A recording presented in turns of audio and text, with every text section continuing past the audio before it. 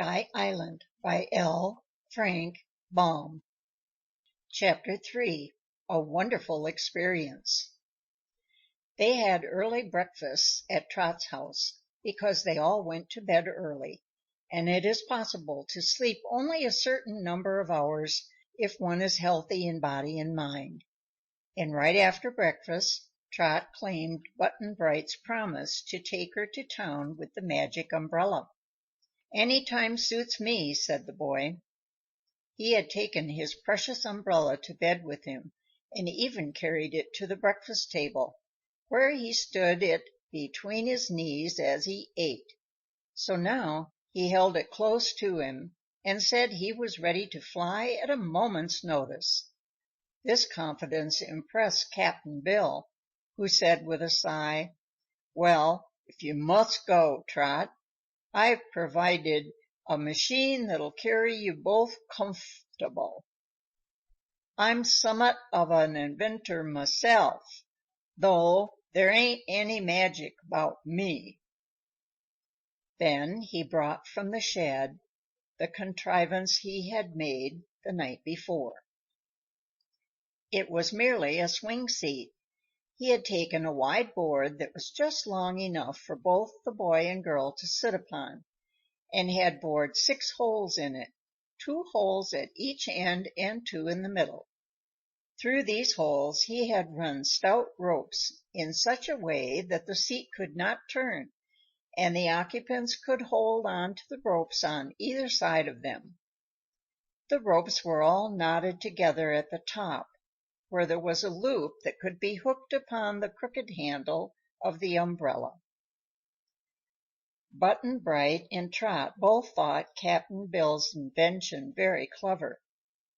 The sailor placed the board upon the ground while they sat in their places, Button-Bright at the right of Trot, and then the boy hooked the rope loop to the handle of the umbrella, which he spread wide open. "I want to go to the town over yonder," he said, pointing with his finger to the roofs of the houses that showed around the bend in the cliff. At once the umbrella rose into the air, slowly at first, but quickly gathering speed. Trot and Button-Bright held fast to the ropes and were carried along very easily and comfortably. It seemed scarcely a minute before they were in the town, and when the umbrella set them down just in front of the store, for it seemed to know just where they wanted to go, a wondering crowd gathered around them. Trot ran in and changed the yarn, while Button-Bright stayed outside and stared at the people who stared at him. They asked questions, too, wanting to know what sort of aeroplane this was, and where his power was stored, and lots of other things, but the boy answered not a word. When the little girl came back and took her seat, Button-Bright said, "I want to go to Trot's house." The simple villagers could not understand how the umbrella suddenly lifted the 2 children into the air and carried them away. They had read of airships, but here was something wholly beyond their comprehension. Cap'n Bill had stood in front of the house, watching with a feeling akin to bewilderment the flight of the magic umbrella. He could follow its course until it descended in the village, and he was so amazed and absorbed that his pipe went out. He had not moved from his position when the umbrella started back. The sailor's big blue eyes watched it draw near and settle down with its passengers upon just the spot it had started from. Trot was joyous and greatly excited. "Oh, Cap'n, it's glorious!" she cried in ecstasy. "It beats riding in a boat or in anything else. You feel so light and free and glad. I'm sorry the trip didn't last longer, though. Only trouble is, you go too fast." Button-Bright was smiling contentedly.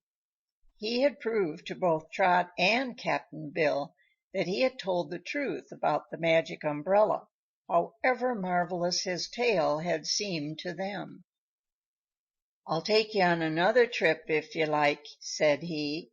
"I'm in no hurry to go home, and if you will let me stay with you another day, we can make 2 or 3 little trips with the family luck." "You must stay a whole week," said Trot, decidedly, "and you must take Cap'n Bill for an air ride, too." "Oh, Trot, I don't know as I'd like it," protested Cap'n Bill, nervously. "Yes, you would. You're sure to like it." "I guess I'm too heavy," he said. "I'm sure the umbrella could carry 20 people if they could be fastened to the handle," said Button Bright. "Solid land's pretty good to hold on to," decided Cap'n Bill. "A rope might break, you know." "Oh, Cap'n Bill, you're scared stiff," said Trot. "I ain't, mate. It ain't that at all. But I don't see that human critters has any call to fly in the air, anyhow. The air were made for the birds and musketeers and flying fishes," added Trot. "I know all that, Cap'n, but why wasn't it made for humans, too, if they can manage to fly in it? We breathe the air, and we can breathe it high up just as well as down on the earth." "Seein's as you like it so much, Trot, it would be cruel for me to go with Button Bright and leave you at home," said the sailor.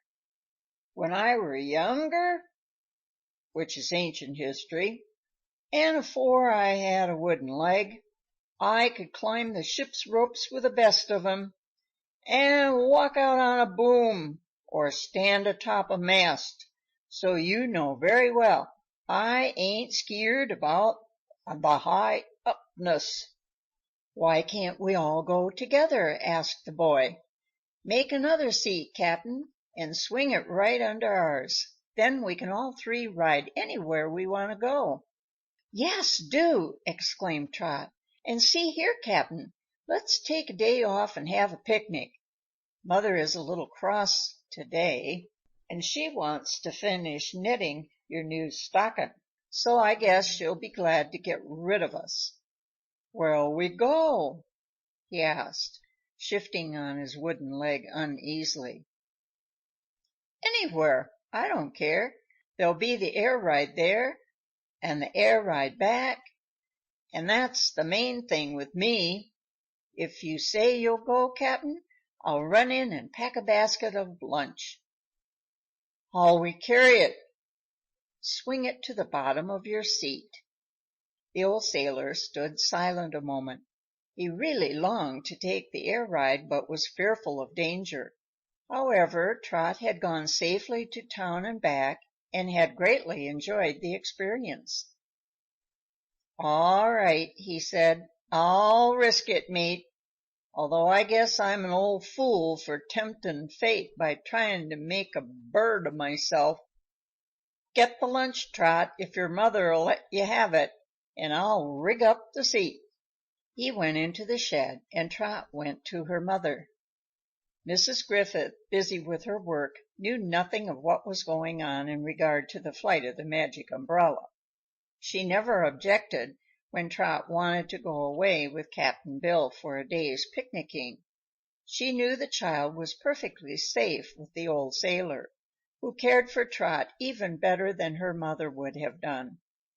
If she had asked any questions today and had found out they intended to fly in the air, she might have seriously objected. But Mrs. Griffith had her mind on other things, and merely told the girl to take what she wanted from the cupboard and not bother her. So Trot, remembering that Button Bright would be with them and had proved himself to be a hearty eater, loaded the basket with all the good things she could find. By the time she came out, lugging the basket with both hands, Cap'n Bill appeared with the new seat he had made for his own use, which he attached by means of ropes to the double seat of the boy and girl. "Now then, where'll we go?" asked Trot. "Anywhere suits me," replied Cap'n Bill. They had walked to the high bluff overlooking the sea, where a gigantic acacia tree stood on the very edge. A seat had been built around the trunk of the tree, for this was a favorite spot for Trot and Cap'n Bill to sit and talk and watch the fleet of fishing boats sail to and from the village. When they came to this tree, Trot was still trying to think of the most pleasant place to picnic. She and Cap'n Bill had been every place that was desirable and nearby, but today they didn't want a nearby spot. They must decide upon one far enough away to afford them a fine trip through the air. Looking far out over the Pacific, the girl's eyes fell upon a dim island lying on the horizon line, just where the sky and water seemed to meet, and the sight gave her an idea. "Oh, Cap'n Bill," she exclaimed, "let's go to that island for our picnic. We've never been there yet, you know." The sailor shook his head. "It's a good many miles away, Trot," he said, "further than it looks to be from here." "That won't matter," remarked Button Bright. "The umbrella will carry us there in no time." "Let's go," repeated Trot. "We'll never have another such chance, Cap'n. It's too far to sail or row, and I've always wanted to visit that island." "What's the name of it?"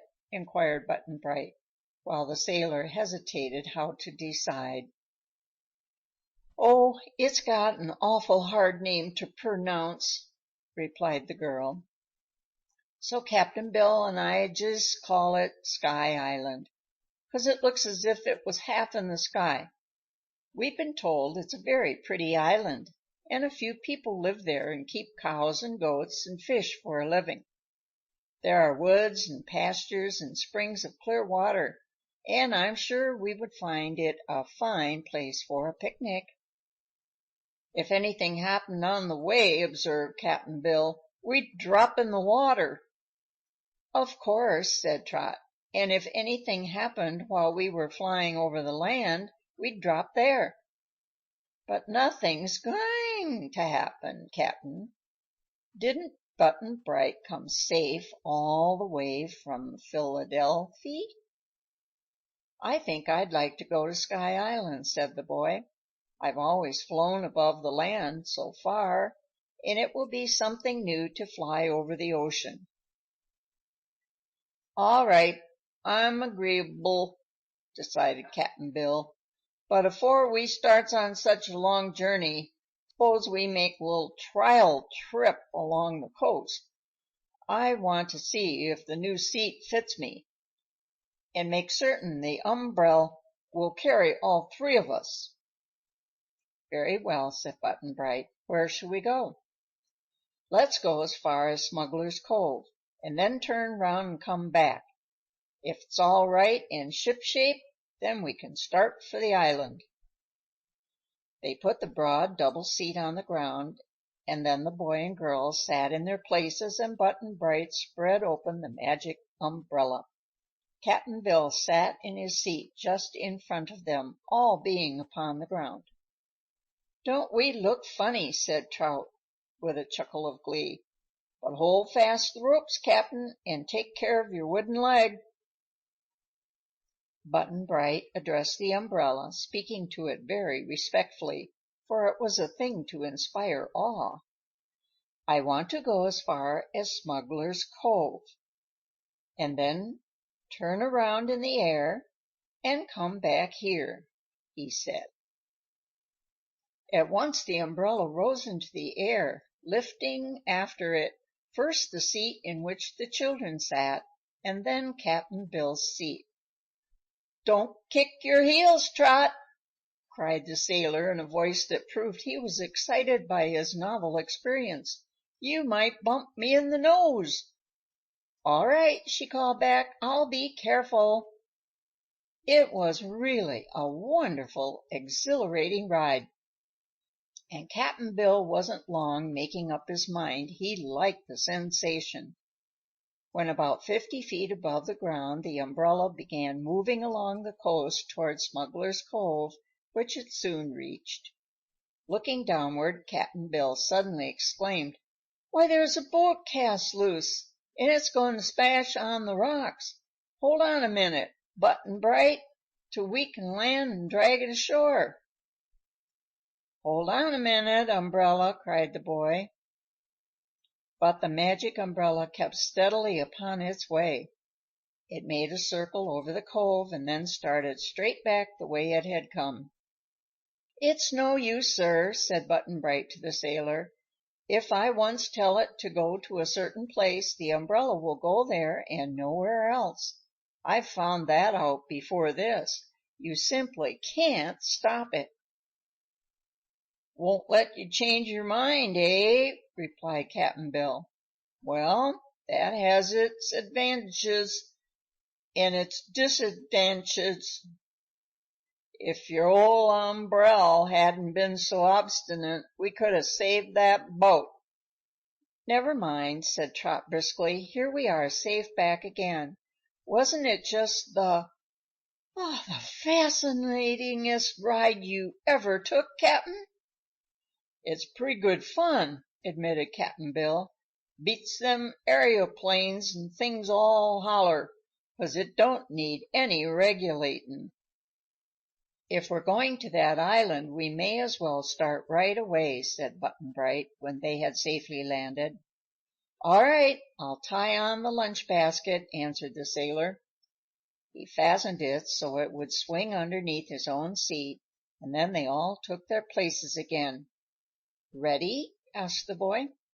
"Let her go, my lad." "I want to go to Sky Island," said Button Bright to the umbrella, using the name Trot had given him. The umbrella started promptly.